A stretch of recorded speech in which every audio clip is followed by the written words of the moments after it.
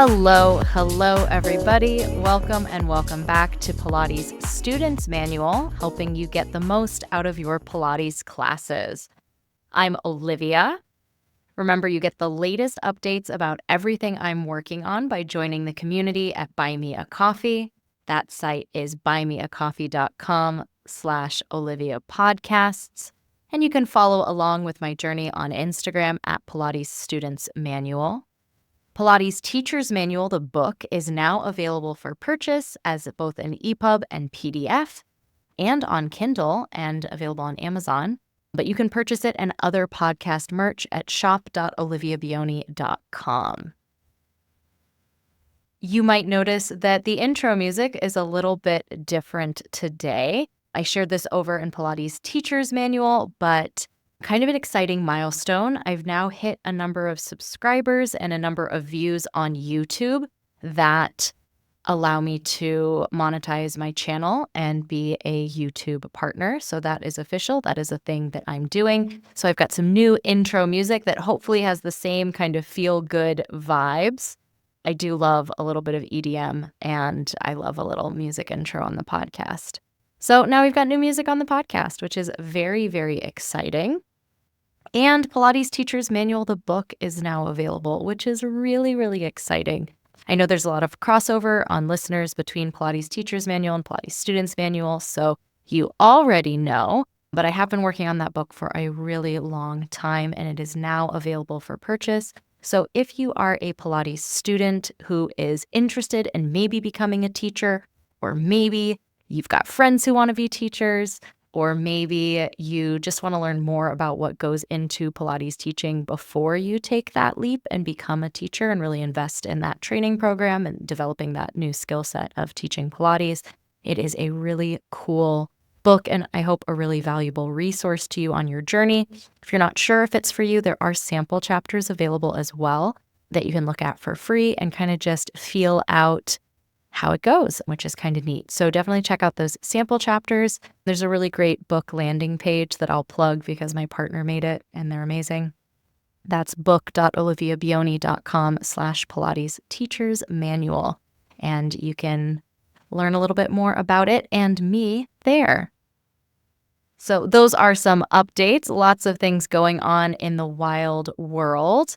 We talked about Mat Pilates and March Madness in the last episode, and now here we are in April, and I'm doing kind of a mini dive, mid dive, maybe not quite a deep dive, but really looking at shapes of the spine in the next couple episodes because Pilates is a form of movement that is awesome and incredible, but it is also movement, and the tool that we have to move is our body, and our body moves in a certain number of ways.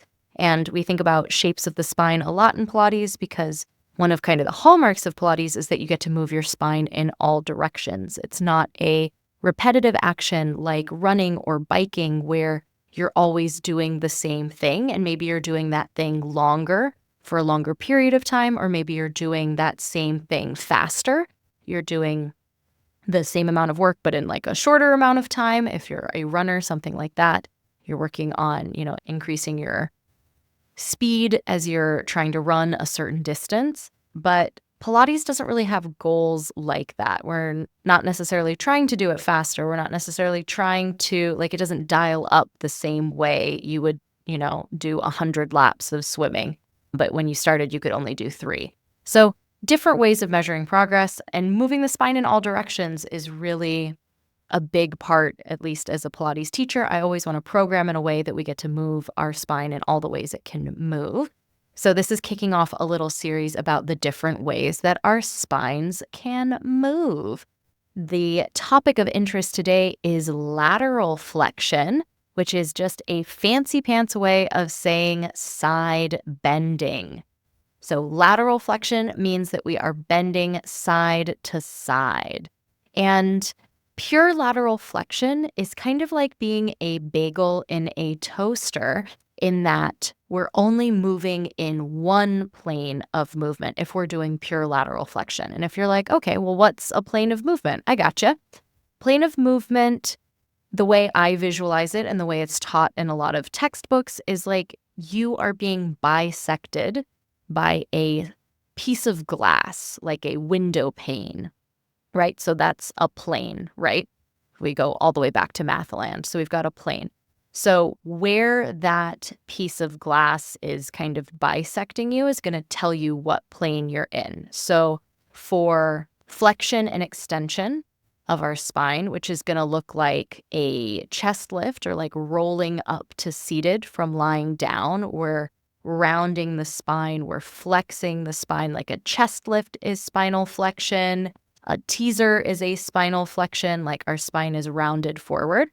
Or extension, so when our spine is going backwards, something like swan, something like what our spine's doing in swimming, what our spine is doing in a bridge potentially, if you're in like a real backbendy bridge, not a diagonal line from your knees to your shoulders bridge, but really like a yoga style bridge. You could be an extension in that.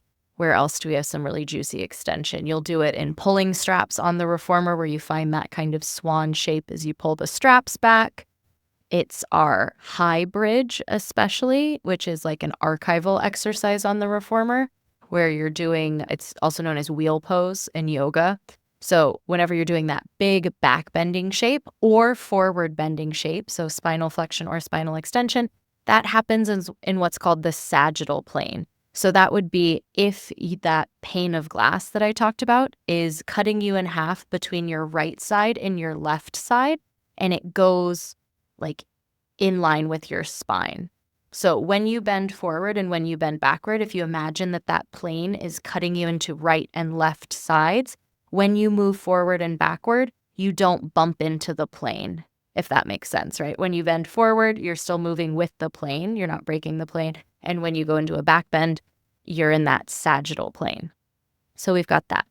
We've got the transverse plane, which happens in rotation. So transverse plane would be like if there was a piece of glass that was cutting your legs off from your upper body. So if it like went through, or even if it like went through your belly button. So we can rotate in the transverse plane because you can see that when you rotate your spine, you're not breaking that pane of glass. And I'll definitely find some fun videos to describe this a little bit better because it's hard to sometimes just hear the words, but I'll do some nice slides on Instagram. So that's our transverse plane, that's rotation. What is side bending? So glad you asked. That is the frontal plane. That would be if the pane of glass was cutting you in half from your front to your back. So you can move side to side and stay in that plane. But if you were to go forward, like you would come out of that plane. So it's like, where can that piece of glass kind of bisect us? And that's not like the most beautiful image, but just like metaphorically, that's where the plane of glass would be. So those different planes of movement are ways that we try to like simplify very complex things that we do, because never in our life, or maybe not in my life, I shouldn't say in anyone's life, do I do like a pure side bend. Like if I drop something on the floor and I go to pick it up, I don't just do a side bend to pick it up, right? I would like bend my knees and crouch down and bend over a little bit forward and then maybe a little bit to the side. Most of the movements we do in our day-to-day life are like very compound, very complex, but the planes of movement help us break it down into little pieces. And you may notice that in your classes sometimes when you're taking a Pilates class, a teacher will take a more complex exercise that has lots of movement in lots of different planes and break it into little pieces where you're only working at one piece at a time. So the little piece we're talking about today is lateral flexion, and where do we see side bending show up in Pilates?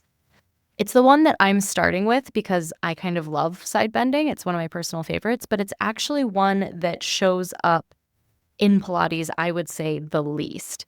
Not that we aren't using the muscles that allow us to side bend, and I'll talk a little bit about that, but it doesn't show up in a ton of exercises. Like I went back through all of my repertoire and I was like, no, there's only a handful that we really get some side bending in. But it's still a great way that we can move and a way that we should move, and we want to be able to move. So whenever it comes up, we can really enjoy it. The muscles that are primarily responsible for side bending our torso are going to be our internal and external obliques. And if you visualize your torso, our internal and external obliques kind of wrap around us in like a crosshatch pattern where our internal oblique is, of course, more close to our center. It's a deeper tissue from our skin, and it wraps around kind of from high to low. And then our external oblique wraps around in a way that those muscles create an X. And like they're big sheets of muscle, but like we're really simplifying. In the simplest terms, our internal and external obliques kind of make an X on the sides of our torso, and they help us with side bending. They also help us with rotation. They also help us with bracing, like we can engage those muscles in an isometric way and just kind of like hold them under pressure as well. But they are the ones that are responsible for our side bending. So if you, again, visualize with me, if you were going to side bend to your right, you would be contracting your internal and external obliques on that right side, right? So as I side bend to the right, my side body gets shorter on that right side. My right shoulder gets closer to my right hip when I'm in a side bend. And then conversely, my left side, internal and external oblique, are going to stretch because when I side bend and shorten one side, I lengthen the other side of my body. The opposite is true. If I were to side bend to my left, I'm shortening my internal and external obliques on my right side. Muscles get shorter. They pull the ends of the muscles together. So when I side bend to the right, I'm pulling the attachment points of my left side, internal and external oblique, together. They get closer together, which shortens the side waist. And then I get the stretch on the right side when I side bend to the left. So that's the general idea of what's going on in the body. Again, super duper simple, because another great thing about movement is that your body does it. Even like you don't have to say, okay, internal right oblique, contract, and external right oblique, also contract, and I will side bend to the right. Like we don't have to think about it like that. For some people, knowing the muscles is really useful. So I'm giving you that as a tool, but you also don't have to tell them to do that. You can just side bend to the right and they will do it for you, which is very handy. So what exercises have side bending in them? I would say like the biggest, loudest exercise that always comes to everyone's head when we think of side bending is mermaid. And we can find mermaid in so many different places, on the reformer, on the chair, on the mat, on the barrel. Like there's so many places that side bending action occurs. And it shows up in a lot of classes because it's a great cool down exercise, because it just is like a feel good, stretchy thing. But it involves side bending both if you're on the reformer over the springs, and then side bending over the headrest because you're sitting sideways, sometimes in a Z sit or like a 90-90 sit. But again, the movement of the spine is lateral flexion. So in mermaid, if your focus is just side bending, it really doesn't matter what your legs are doing. You could be in a Z sit, which is how it's, classically, traditionally performed. But if your hip doesn't rotate that way with ease or comfort, you could also be crisscross applesauce. You could also sit with your feet on the floor. Like, if you were doing mermaid on the mat, you might find that Z sit to find that side bend. But again, you could also do it crisscross applesauce. You could do it with both legs straight. You could sit in a chair and side bend.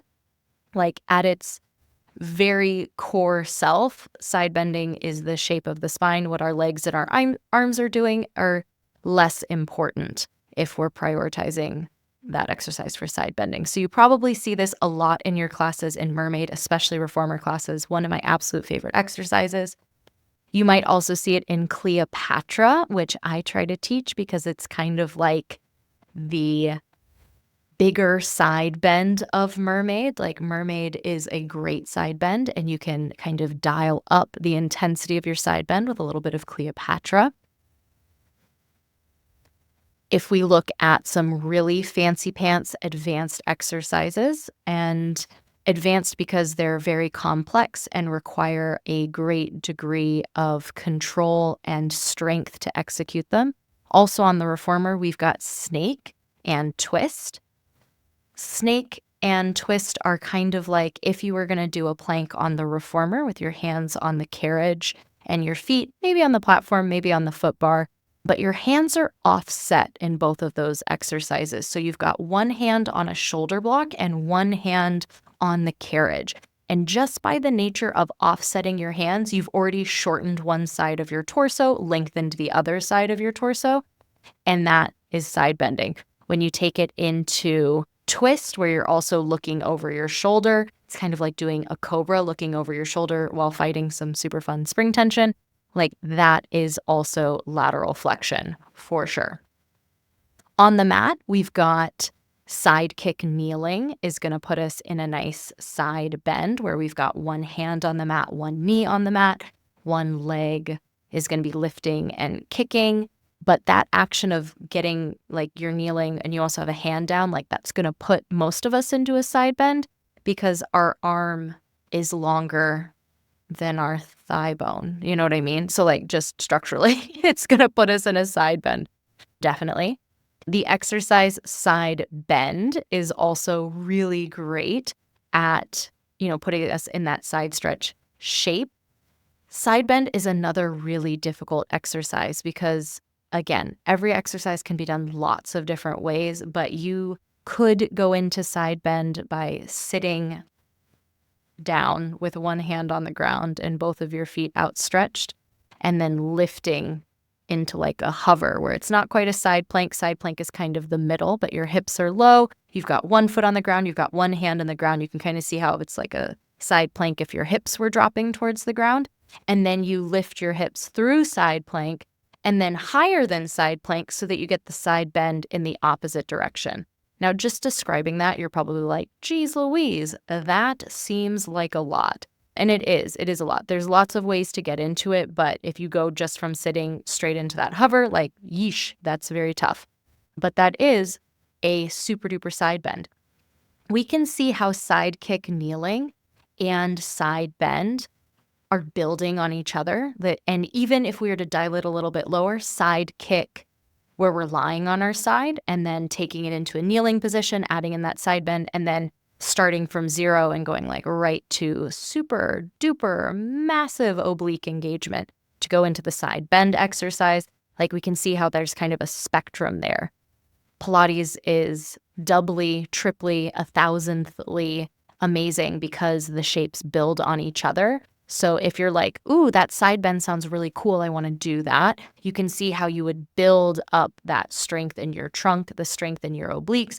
And then also if you're doing side bend, we're talking about some pretty serious shoulder strength because you're doing a side plank, and then some pretty intense balance work because you're on one hand and one foot, which is difficult. Usually we're on 2 feet at least, you know what I mean?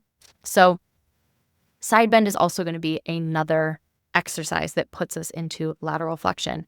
And I might be missing a couple, but like that's kind of it. And then a lot of exercises are just variations on that theme. So you might explore exercises like that in a variety of ways. Like it may not be exactly as described, but anything that you're side bending, you know that you're using those obliques. Now you can also use your obliques without side bending. Like you can use them in a way that they offer support to your trunk and you aren't shortening one side or the other, but you're holding yourself up under tension rather. So something like a side plank, you are using your obliques to help stabilize your trunk. And by stabilize, I don't mean like your trunk is going to fall apart if you don't hold it together, but it's going to hold you up against gravity and the pressure of your own body weight. Something like a side plank is going to do that. Even in our side kick, where we're technically lying on the ground, so we're not doing a side bend because we're lying on our side. You can't side bend into the ground. I mean, you could side bend off of the ground, away from it, but you can't side bend towards the ground because the ground's in the way. So for something like that, you're still using those oblique muscles to help keep you in that position, specifically because your top leg is kicking around like a silly goose, you know what I mean? So when you're doing side kick and you're lying on your side, what's keeping you still in some part is those obliques, that and force of will, but also obliques. So side bending is such a cool thing that we can do. Like it continues to blow my mind that like, wow, I can just make these muscles short and these muscles long and move. And like we do that all day, every day, but it's kind of incredible. So in this series, of episodes over the next few months, we're going to be looking at different shapes of the spine. This one is lateral flexion.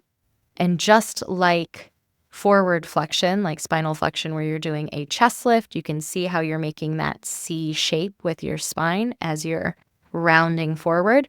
Lateral flexion, we're making a C shape, but sideways. So in the lateral plane or in that frontal plane, and doing a side bend.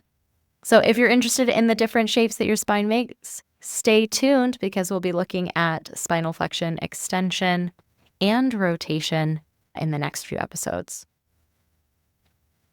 You can probably tell that I'm excited about it, and that is part of the reason I became a Pilates teacher and why I enjoy doing Pilates so much, because your body can move so many ways. Even though the number of ways is finite, the ways that you can explore it are infinite, which is super cool. Huge thank you to all my supporters on Buy Me a Coffee, including a newest supporter, Amy. Thanks so much for tuning in and checking out the podcast, checking out that Buy Me a Coffee community.